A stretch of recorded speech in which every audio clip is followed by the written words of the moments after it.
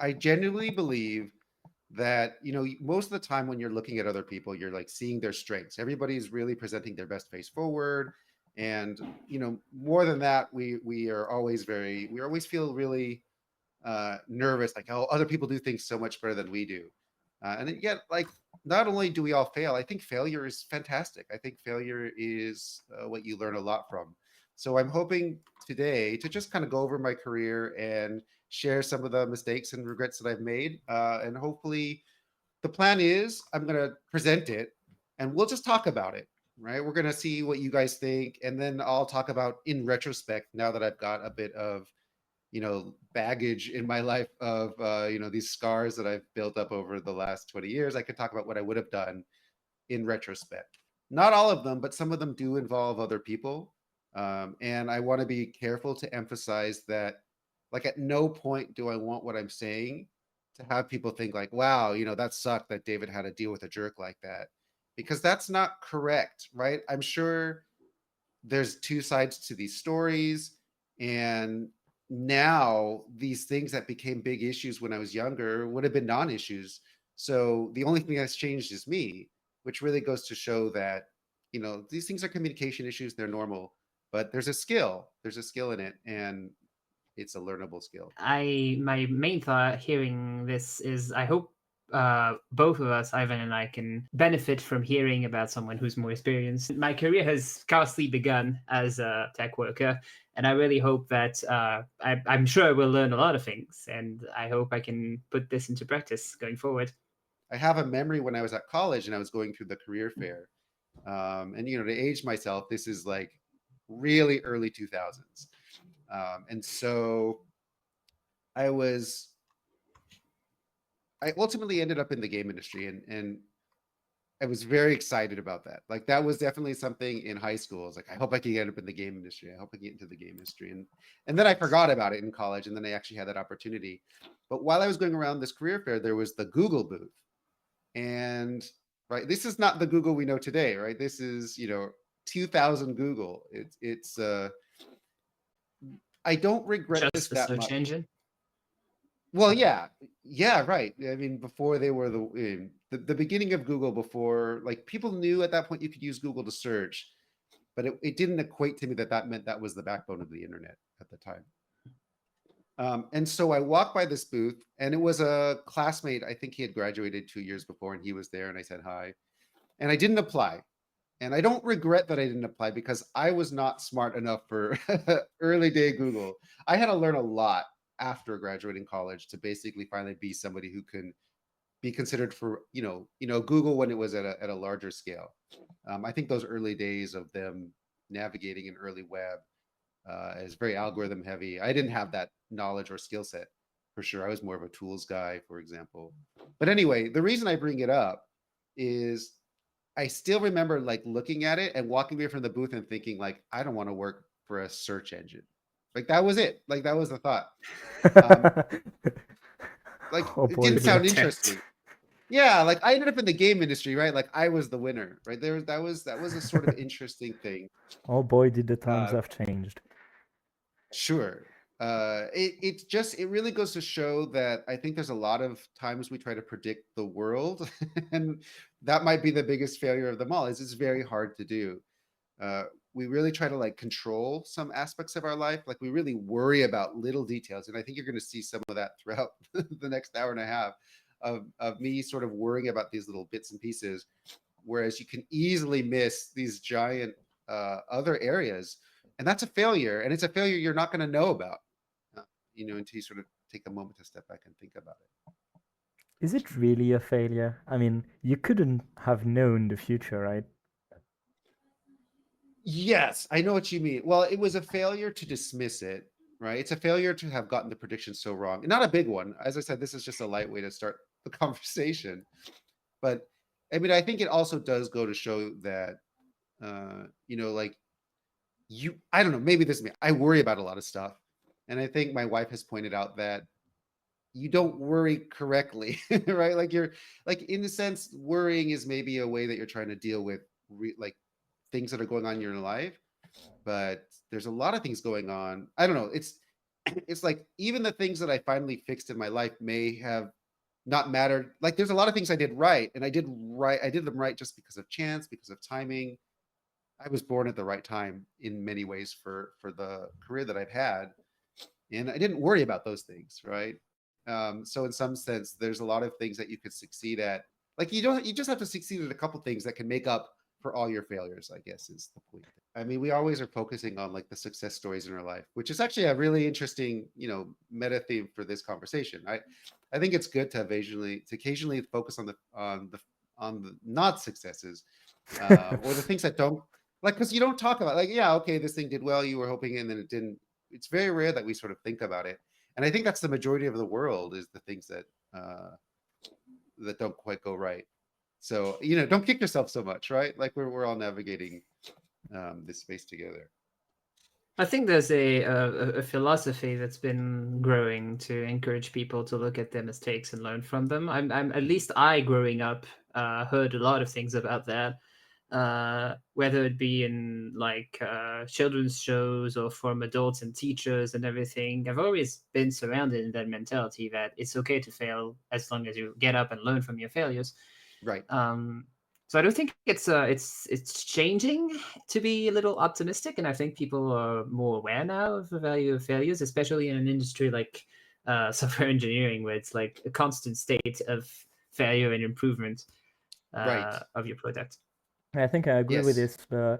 Especially in the company world, it's something that I see happening more and more often, that to have managers that encourage talking about failures, etc. Personally, it's really hard topic for me because I do think about my failures and I do try to think about how to improve them, but I want to do that by myself. I don't want to do that with a team and to explain everything I did wrong, etc. This is something that, at least at the moment, maybe in 10 years it'll be different, but at the moment it's something I'm a bit uncomfortable with. But I do definitely agree with the importance of thinking back on and trying to find ways it could have gone better, because hopefully in the future you'll be in a similar situation and this time you won't make it the wrong decision. And I think it's fine for it to be a personal thing. I don't think you have to involve everybody for it necessarily, although it's great to ask for help if you need it, or maybe have somebody neutral who can also help you navigate something that you're struggling with. Because in the moment, it feels horrible. It feels absolutely terrible. Let's talk about a real life situation. Like, so Ooh. right now, everyone in the news is familiar with CrowdStrike, which took down a ton. I'm sure if you're an IT administrator, you're not watching this show because you're busy like restarting people's computers and deleting bad update files and whatever. But I think that's a really, like, let's take a moment. I mean, we could discuss CrowdStrike in general, but like also take a moment. There's somewhere in the world there's an engineer or engineers who probably feel absolutely rotten right now. I mean, could you imagine being the engineer who's responsible for the bug that took down all of these Windows machines? I very, And very yeah. hope that it's not a single person and it's an actual team, and it's actually a Mhm. team that is taking the hit. Because if it's like a failure this big, cannot be, Mhm. at least that's my belief, cannot be the failure of a single person. Like it's the failure Sure. of that person and their supervisor and possibly two or Right. three levels up. And so I really hope that at CrowdStrike they're considering this as a failure of the overall team and not blaming this on a single person. Because I don't think a single person could cause something like this. Mhm. It also, I think it also depends on how, I don't know how much information has leaked so far about the specific causes. We know it's something to do with syscall use, but which is something very technical. And I suppose that what could have happened is that a change was made that had a very technical edge case that wasn't caught in reviews. So it's very, I can very easily visualize why that wouldn't have Mhm. caught Sure. attention in the testing phase. It doesn't seem like a very basic mistake. It seems like something that requires more sort of arcane knowledge. Anyway, I don't really think a knowledge this big on a company this big and this trusted as well to be installed on so many PCs and so much critical Right. infrastructure. They were very trusted for their code practices because you build a customer base using like good software practices. I don't think this is a trivial mistake, and I think we should treat it as something that was kind of inevitably going to happen. Whether it wasn't CrowdStrike, it was going to be some other company. I'd like to give a few info on what I could get searching online. Just before I start, all of these are information I've grasped from Twitter and stuff like that. So maybe all of these are bullshit. That could be very well the case. So a few information I got, and again, I don't know if they're true or not. First one is CrowdStrike is, at least in the US, it's basically one of the only InfoSec tools that are accredited by the government. So that means that when you are an important company for nation goals, obviously everything military, everything politics, everything health related, but it could also be like global infrastructure or stuff like that.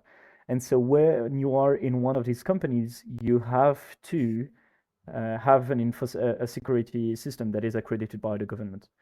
And so because CrowdStrike is one of the very few that are, from what I can gather, is the main way they got to be so influential is just because people don't have the choice. Like they have to use that tool. And so it's not necessarily because they're known to be very good at it. So that's one thing. I don't exactly know in which countries that's the case. From what I can gather in France, which is where it's easier for me to get information, from what I can gather, CrowdStrike is not accredited by the French government. So it's not one of the tools that are used in critical French infrastructure, at least not because the government mandates it. The French election is a complex topic that I'm not going to go into, but one of the candidates, at least not today, but one of the candidates tweeted about how it's really, really bad and unbelievable that the government is broken by this. And the French Ministry of Defense answered on Twitter saying, no, we are not affected by this. We don't use this thing. And even if we did, we would have people testing it before it goes on the actual machine. So that's one thing. The other thing is CrowdStrike seems to have a QA system in place where people can beta test new versions before actually deploying them on their infrastructure. Like clients can beta test things. And apparently from what I can gather in this particular case, this was skipped. And so there are multiple businesses complaining online. And again, I don't know if that's true. I have no way to check it. Multiple businesses have been complaining about like they actually have the beta version installed somewhere and it didn't happen there. And so yeah, that's the thing as well. And the other is we have some information, some official information about what the source of it is, mostly. So apparently this was supposed to be a fix for a latency issue in a previous version. That slowed a lot of stuff down, and so this was supposed to be a very small fix to make everything faster. Always is. Always is like that. But that is about everything they've said publicly, to my knowledge.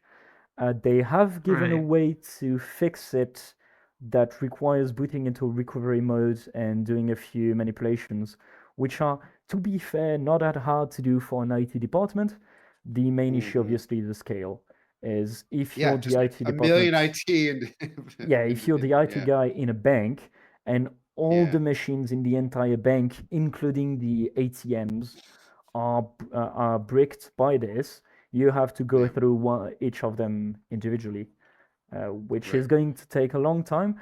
Though, as far as I understand, this seems to have been mostly fixed almost everywhere by now. So I'm sure the priority machines were fixed ASAP. Yeah, obviously. And at the time of recording this, it's been a bit more than 24 hours, I believe. But it's still relatively early, and we don't have the official announcement yet. I mean, sorry. Go ahead, go for it. I was just saying, I have seen a lot of critical infrastructure affected by this. So as I haven't communicated with me yesterday about the French government denying that they had at all been affected. Sorry, but I have seen not only airports. We have seen, I think, one picture of an IRM machine being affected by that outage, which is I had I don't know What machine? why such An a R? What did an you say? An REM machine? What MRI, machine? sorry, MRI, MRI. MRI, the Oh, Yeah, other yeah. way. Yeah, sorry, IRM is the French acronym. Yes, an MRI machine that was equipped with CrowdStrike and was non-functional and apparently ceased to function mid-operation. Which oh, that's is, if bad. you know the nature of an MRI, is not. People were doing an update mid-operation. That's No, or maybe don't no, know it might why. have there been on was a no different update. machine. It was pushed Yeah. There was directly to no. users. There was no manual Yes. intervention to do the update. Oh. It seems the more we talk about this, we see the red flags. Like, first of all, it's just a small fix. So B, Sure. we don't need to use QA because it's just a small fix. And C, let's just push it directly to users Right. because And it's just also, a small fix. and also D, that is, in my opinion, the most important thing, is when you deploy something worldwide to 10 or hundreds of millions of machines, you Mhm. don't do it in a single time. Right. You do That's it true. bit by bit. Right. I mean, Yeah, you the thing wake I want them to up call first. out, like I quickly want to call out something here, since just sort of bring it back to the individual failure. Like what you guys are doing is very great. I mean, you're really analyzing the situation and you're appreciating the context of it in a team. And if there was someone who made the call to push things directly, then that person might be in a bit of hot water. But for the most I hope part, so. I mean, it's a process failure, right? And Yes. that doesn't, like, if you were the individual who wrote the code, there is someone out there who did, you would probably feel terrible right now, even if people were telling you, to feel better about it, right? And I think this is just the thing to keep in mind, right? Because we are a lot more forgiving of other people going through these situations than we would be of ourselves. And I think that's the main thing you want to keep in mind here. Even when you screw up, it's an opportunity to figure out what happened wrong with the process, like it's useful in that sense, right? Like here, this really exposed a very weak underbelly of some process, that it could affect so many people so instantly. Yeah, I don't know, that's the main thing I wanted to say about it from a failure perspective. And you guys nailed it. Yeah, it's a team issue and there's things to learn from it, and that's the philosophy. Force failures to happen so you can learn from them. And Google really did embrace that philosophy, which is actually it's a really good thing. I don't know Do you if I have have the energy to do it in my do you yeah. have information of how Google did this? Because obviously Netflix has been very public about Chaos Monkey and this kind of stuff. No, I don't know. I know they have a team, but I mean, I think you just have smart people. I don't even, as I said, I think some of them are internal at Google, some were external. I mean, external is kind of good to have too, right? Because you want to make sure you can have people who don't have access to necessarily all of the internal tools that a Googler has, and still figuring this stuff out. But no, I don't. I mean, that was so outside my expertise that I never really looked into too much. I was just happy that they were there. Google does have something regularly that they call DIRT, which is disaster recovery training, where they intentionally try to make things happen. I think they do it in virtual ways where I don't like, they don't want to actively break YouTube in the real world while they're doing this. But I mean, they actively try to run systems in environments where things go wrong. And there's like somebody architecting the way that things go wrong, I believe. I know so little about it. I'm only going to be talking about it vaguely, but that always was something that you would notice, that you get warnings once a year, like, okay, they're going to be doing this now. If you see or hear anything strange, you should know it might this, and you can raise, the issue. But That's really interesting. yeah, but I think it's a really good philosophy. Certainly, I don't think I've seen that in too many places. Or I don't So even know if the scale, you need to be at Google scale before it makes sense to have people actively trying to destroy your network as everyone's working. Chaos Monkey is a tool by Netflix that is open source. And what Chaos Mhm. Monkey does is it looks at your actual production infrastructure and it kills stuff. Mhm. And so what Netflix does is they're so big that basically there's always something broken at some point, like all the time.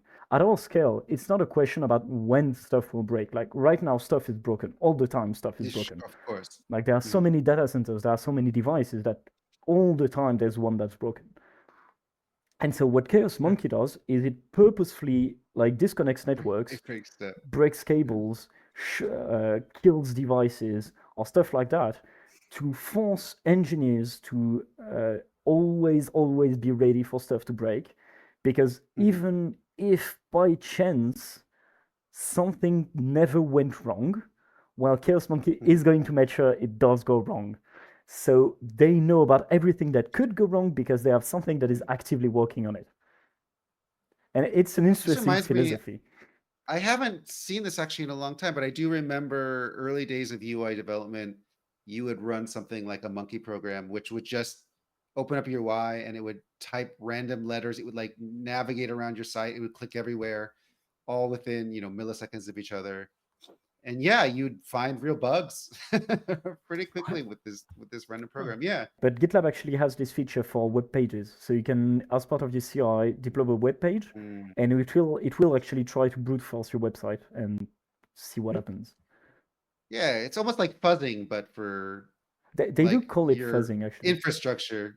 Oh, they do? Yeah. Yeah, and they also do Um, fuzzing for your API and stuff like that. I was just gonna tease Ivan a little and say GitLab CI is definitely the better one, isn't it? Oh, come on. Do you want to start this? Yes. Okay, and now I'm trying to think what I should do here because I've got a bunch of stories that I want to get into, and we're derailed, which is good. Perfect. All according to the plan. Let's see.